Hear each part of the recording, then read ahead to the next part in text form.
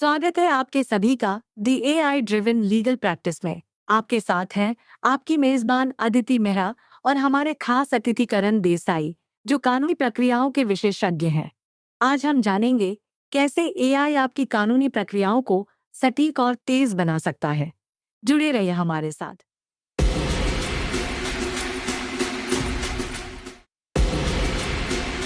आपका स्वागत है अदिति। आज हम कानूनी प्रक्रियाओं में एआई के उपयोग पर बात कर रहे हैं। मुझे ये विषय बेहद रोचक लगता है। क्या आपको लगता है कि एआई के साथ इन प्रक्रियाओं में कोई क्रांतिकारी बदलाव आएगा? धन्यवाद करण। हाँ, एआई का कानूनी प्रक्रियाओं पर बहुत बड़ा प्रभाव हो सकता है। सबसे महत्वपूर्ण बात यह है कि एआई डेटा एनालिसिस बिल्कुल। को और बहुत ये समय तेज की और बचत भी सटीक करता है। बना सकता है। सही कहा आपने अदिति। मुझे लगता है कि एआई के उपयोग से बहुत सी मानव त्रुटियां भी कम हो सकती हैं। क्या आप इससे सहमत हैं? बिल्कुल करण, एआई की एक सबसे बड़ी विशेषता यही है कि ये लगातार एक जैसा काम करता है, जिससे त्रुटियों की संभावना कम हो जाती है। और इसके अलावा ये हाँ, कानूनी अनुसंधान अनुसंधान को के भी लिए ये आसान अद्भुत बना है। सकता है। ये बात तो स्पष्ट है। लेकिन क्या आपको लगता है कि एआई के माध्यम से व्यावसायिक निर्णय लेने में भी सुधार होगा?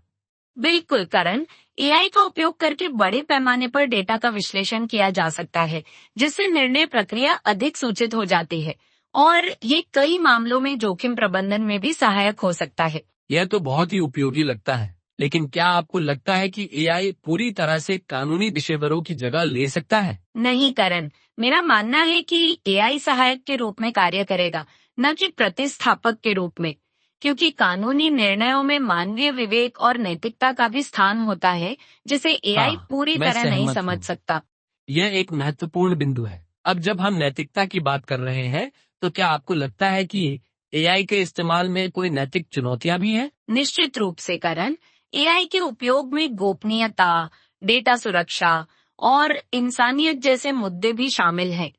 हमें इस तकनीक का उपयोग करते समय इन पहलुओं पर ध्यान देना होगा। बिल्कुल सही। और क्या आप बता सकते हैं कि कानूनी वर्कफ्लो में एआई को लागू करने की प्रक्रिया क्या होती है? हाँ, सबसे पहले कानूनी टीम को एआई टूल्स के लिए डेटा सेट तैयार करना होता है। फिर मशीन लर्निंग एल्गोरिदम का उपयोग करके डेटा ओह, का समझ विश्लेषण गया। किया जाता है। ये प्रक्रिया तो काफी जटिल लगती है। लेकिन क्या इससे कानूनी कार्यों की गति बढ़ती है? बिल्कुल करण, एआई के माध्यम से दस्तावेजों का स्वचालित विश्लेषण किया जा सकता है, जिससे समय की बचत होती है और कार्यक्षमता में वृद्धि होती है। ये तो बहुत ही प्रभावशाली है।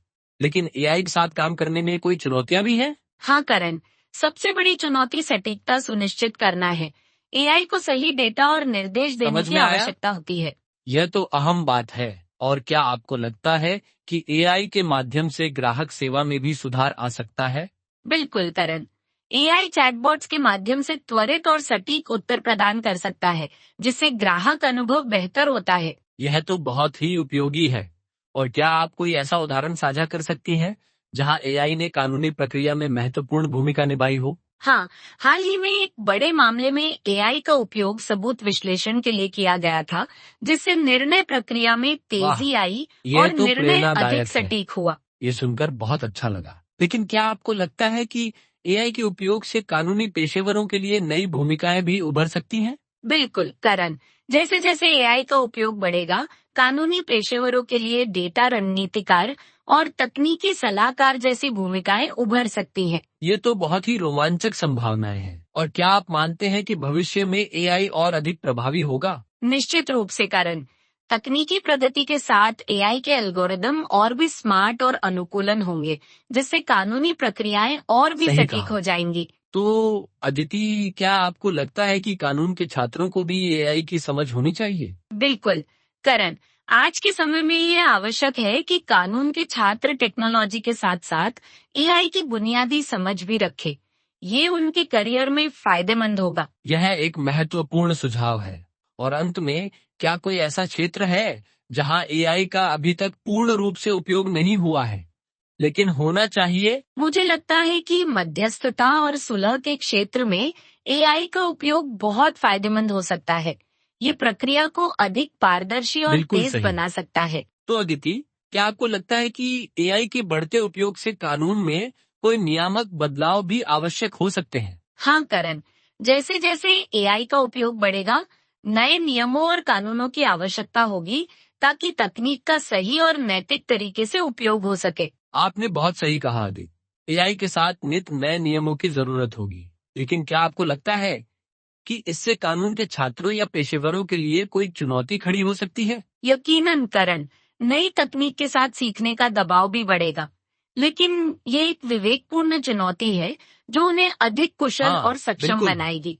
तो ये मान सकते हैं कि एआई रोल बदल रहा है। क्या आप कुछ व्यावहारिक उदाहरण बता सकती हैं जहां एआई ने कानूनी प्रक्रियाओं को बेहतर बनाया है? एक उदाहरण डॉक्यूमेंट रिव्यू का है। एआई ने इसे बहुत तेज और सटीक बना दिया है। पहले जहां घंटों लगते थे, अब मिनटों में काम हो जाता है। वाह, यह तो वाकई क्रांतिकारी बदलाव है।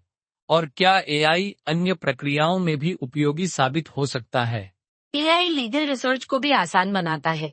ये बड़े पैमाने पर डेटा को जल्दी से एनालाइज कर सकता है, जिससे समय और ये तो प्रयास बहुत ही दोनों की उपयोगी है। बचत होती है। अच्छा, क्या एआई क्लाइंट इंटरेक्शन के क्षेत्र में भी मददगार साबित हो सकता है? ओह, बिल्कुल। चैटबॉट्स और वर्चुअल असिस्टेंट्स के माध्यम से क्लाइंट्स को तत्काल जवाब मिल सकते हैं, जिससे ग्राहक संतुष्टि में वृद्धि होती है। उम्दा, इससे तो क्लाइंट रिलेशनशिप को भी काफी मजबूती मिलती होगी। बिल्कुल करण, और ये केवल शुरुआत है। एआई के साथ सही संभावनाएं कहा। अनंत हैं। एक आखिरी सवाल अदिति, क्या आपको लगता है कि एआई पूरी तरह से मानव वकीलों की जगह ले सकता है? ये कहना मुश्किल है करण। एआई सहायक साबित हो सकता है, लेकिन मानव अनुभव और विवेक का कोई विकल्प नहीं है। हाँ, ये बात सही है। एआई एक उपकरण है और हमें इसे उसी दृष्टि से देखना चाहिए। बिल्कुल करण, यह एक संदर्भ में देखा जाना चाहिए, न कि एक विनिमय के रूप में। बहुत ही जानकारीपूर्ण चर्चा रही है दीदी। अगर हमारे श्रोताओं को एआई ड्रिवन लीगल प्रैक्टिस के बारे में और जाना है तो वे https://www.lexedge.ai पर जा सकते हैं या info@lexedge.ai पर हमें लिख सकते हैं या +919408707112 पर संपर्क कर सकते हैं। धन्यवाद करण, मुझे यहाँ आने और अपने विचार साझा करने में बहुत खुशी हुई।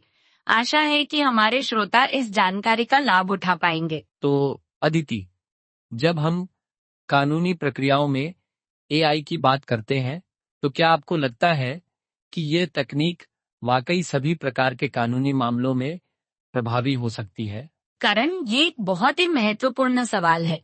एआई की खूबी ये है कि ये डेटा एनालिसिस में बेहद सटीक है, जो जटिल कानूनी मामलों को बेहतर ढंग से समझने में मदद करता है। लेकिन क्या ये हर मामले में लागू हो सकता है, जैसे कि बहुत पुराने केसों में भी? हाँ, कुछ हद तक। पुराने मामलों में एआई की मदद से डॉक्यूमेंट रिव्यू और लीगल रिसर्च को तेजी से किया जा सकता है, हालांकि बिल्कुल, मानवीय विवेक की समझ भी में आता है। आवश्यकता होती है। तो क्या आप मानती हैं कि एआई से वकीलों का काम आसान हो गया है? हाँ करण, एआई समय बचाने में मददगार है। ये रूटीन टास्क्स जैसे कि कॉन्ट्रैक्ट एनालिसिस में अचूक है। लेकिन क्या यह कानूनी विवेक की जगह ले सकता है? नहीं करण, एआई सहायक उपकरण है, न कि विवेक का विकल्प। वकीलों का न्यायिक ज्ञान हमेशा सही कहा। आवश्यक रहेगा। अगर हम फ्यूचर की बात करें तो एआई और कानूनी प्रक्रियाओं का कैसा तालमेल हो सकता है? भविष्य में एआई प्रिडिक्टिव एनालिसिस में और भी प्रभावी होगा। ये लॉ फर्म्स को क्लाइंट एडवाइजरी में भी मदद करेगा। और क्या आप मानती हैं कि इससे कानूनी सेवाओं के मूल्य में कमी आ सकती है? हाँ करण, ऑटोमेशन के कारण कॉस्ट एफिशिएंसी बढ़ सकती है, जिससे सेवाएं अधिक सुलभ हो सकेंगी। यह तो बहुत ही रोमांचक है। अदिति, इस चर्चा के लिए आपका बहुत धन्यवाद। धन्यवाद करण। अगर कोई एआई ड्रिवन लीगल प्रैक्टिस के बारे में और जानना चाहता है, तो वे हमारी वेबसाइट पर जा सकते हैं।